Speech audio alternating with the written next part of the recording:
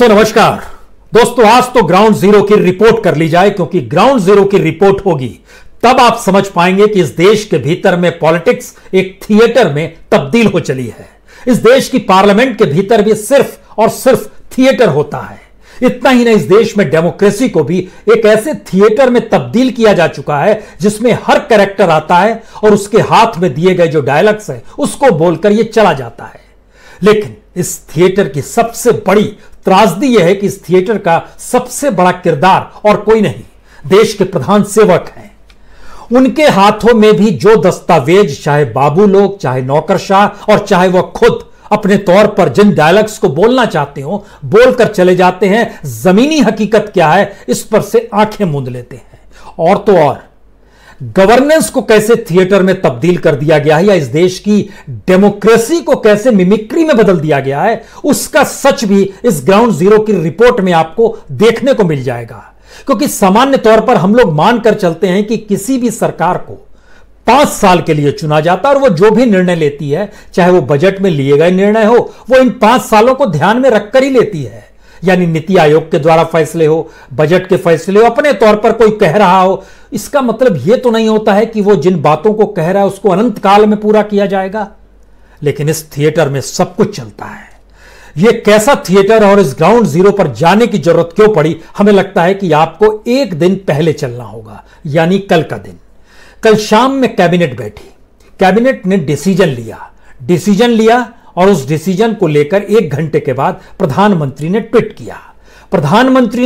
उसके बाद पूरे के पूरे प्रधानमंत्री कार्यालय, प्रधानमंत्री का खुद का ट्विटर हैंडल, जो भी प्रचारक के तौर पर वहां पर पीआईबी होता है, जिसे प्रेस इंफॉर्मेशन ब्यूरो कहते हैं, या जो भी संस्थाएं होती हैं, और बीजेपी भी अपने तौर पर, चूंकि सत्ताधारी पार्टी है, उसने भी अपने तौर पर ट्विटर के जरिए उन बातों का ऐलान करना शुरू कर दिया।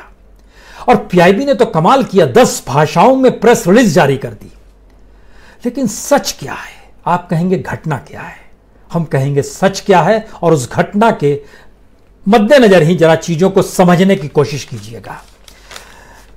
पीआईबी ने प्रेस रिलीज इंग्लिश में जारी की और उसके साथ साथ हिंदी में भी जारी की। उसका आईडी, रिलीज आईडी जो था वह 1654424 था। जिन भाषाओं में यह प्रेस रिलीज जारी की गई वो मराठी थी, बंगाली थी, असमी थी, मणिपुरी थी, पंजाबी थी, गुजराती थी, तमिल थी, तेलुगु थी, कन्नड़ थी, मलयालम थी और हिंदी तो थी ही और इंग्लिश थी ही। तो कुल मिला के 12 भाषाओं में प्रेस रिलीज जारी। प्रेस रिलीज क्या थी? प्रेस रिलीज में इस बात का जिक्र किया गया था कि दरभंगा में एम्स खुल रहा है और इस पर प्रधानमंत्री ने कैबिनेट की मुहर लगा दी है और यह प्रधानमंत्री स्वास्थ्य योजना के साथ खुल रहा है। इसमें एक पोस्ट डायरेक्टर का भी रखा गया है, जिनको 2,25,000 रुपए महीने के मिलेंगे और उसके अलावे कुछ अलाउंस मिलेगा, तो वह भी कुल मिला के 2,37,000 होगा। 1,264 करोड़ रुपए खर्च आएगा इस एम्स में जो दरभंगा में बनने वाला है। 48 महीने में पूरा होगा। 48 महीने का मतलब हुआ कि सितंबर 2024, इलेक्शन के तुरंत बाद 2024 में अब आप चले जाइए, यानी दरभंगा के लोग खुशी से ताली ठोक सकते हैं। बिहार में कह सकते हैं 2 एम्स आ गया, एक तो पटना में है, एक दरभंगा में भी बन जाएगा। यह 2024 तक पूरा होगा। इसमें 100 एमबीबीएस की सीट भी होगी, जो अंडर ग्रेजुएट की पढ़ाई होती है, जहां से 60 बीएससी नर्सिंग सीट्स होगी, 750 बेड होंगे, 2000 से ज्यादा ओपीडी पेशेंट यहां पर रोज आ सकेंगे। ये सारी बातों का जिक्र किया गया और इसका इंपैक्ट भी बताया गया कि किस किस तरीके से ये पूरे हमारे हेल्थ एजुकेशन को ट्रांसफॉर्म कर देगा, हेल्थ केयर सिस्टम को कैसे ये बेहतरीन बना देगा इस पूरे इलाके में। एम्प्लॉयमेंट जो है लगभग 3,000 लोगों को मिल जाएगा, जो कि अलग अलग फैकल्टीज में होंगे, नॉन फैकल्टीज में होंगे, और इसके अलावे जो दुनिया भर के रोजगार मिल जाएंगे, शॉपिंग में मिल जाएगा, सेंटर में मिल जाएगा, कैंटीन्स खुल जाएंगी, कंस्ट्रक्शन का जब काम शुरू होगा तो भी मिल जाएगा। यह एक प्रेस रिलीज है और हमने सोचा कि क्या यह वाकई प्रेस रिलीज जो बनाई गई है इसके लिए भी कोई मेहनत की गई है क्या? इसमें सिर्फ जो बनाने की रकम है 1,264 करोड़ रुपए, उसको थोड़ा सा आप बदल दीजिए। एक दूसरी चीज आप बदल दीजिए, जो 48 महीने में पूरा होगा, इसकी उम्र को भी कभी 50 महीने लिख दीजिए, कभी आप 36 महीने लिख दीजिए, कभी 60 महीने लिख दीजिए। दूसरा आंकड़ा ये। तीसरा आंकड़ा, यहां पर जो बेड्स होंगे वो 750 लिखिएगा कि 900 लिखिएगा, इसी बीच में आपको चेंज करना होगा। बाकी पूरी की पूरी 4 पन्ने की प्रेस रिलीज, देश की 12 भाषाओं में लिखी गई प्रेस रिलीज, ये वही थी जो 2014-15 के बाद से इस देश के भीतर में खुलने वाले हर एम्स के वक्त जारी की गई थी। उसमें एक भी लाइन कोई परिवर्तन नहीं था, वहां से उठाया यहां चस्पा कर दिया, उसमें नंबर बदल दिए और ये सारी चीज आ गई। आप कहेंगे लेकिन एम्स का ऐलान तो हुआ है, सही में हुआ है। शाम के 7:24 पे प्रधानमंत्री ने ट्वीट किया।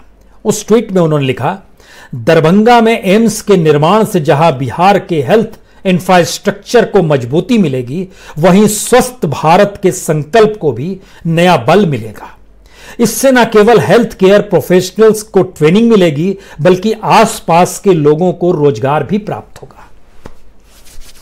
बहुत अच्छी बात है। अगर आपका दिमाग सिर्फ यहीं तक काम कर रहा है तो आप वाकई ताली बजाएंगे, शंख बजाएंगे, दिए जलाएंगे, जो करना है कर लीजिए, क्योंकि एक बहुत ही शानदार तरीके से परोस दिया गया आपके सामने।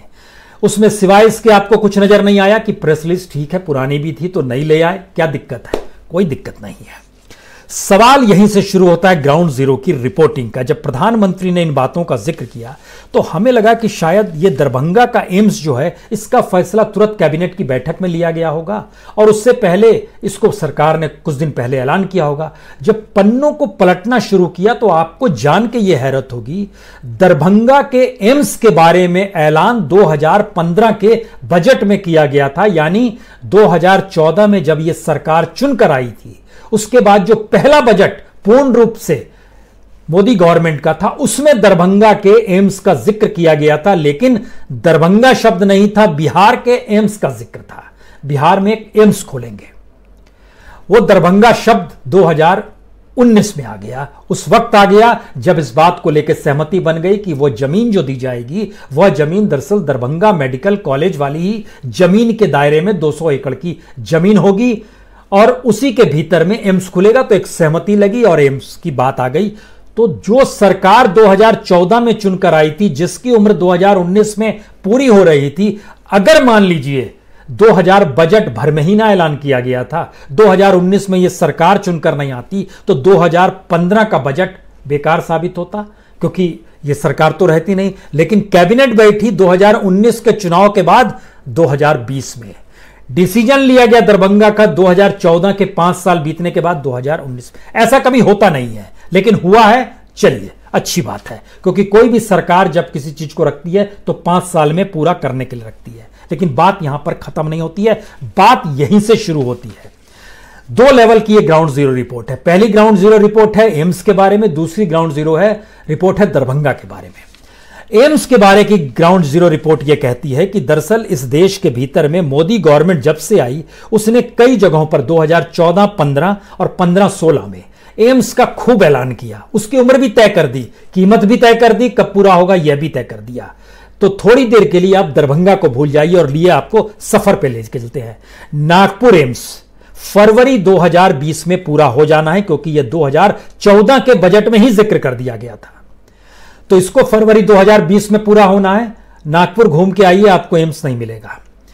कितना मिलेगा, किस रूप में मिलेगा, यह बताने की जरूरत नहीं है, क्योंकि वहां काम अभी कहां पर चल रहा है, कैसे चल रहा है।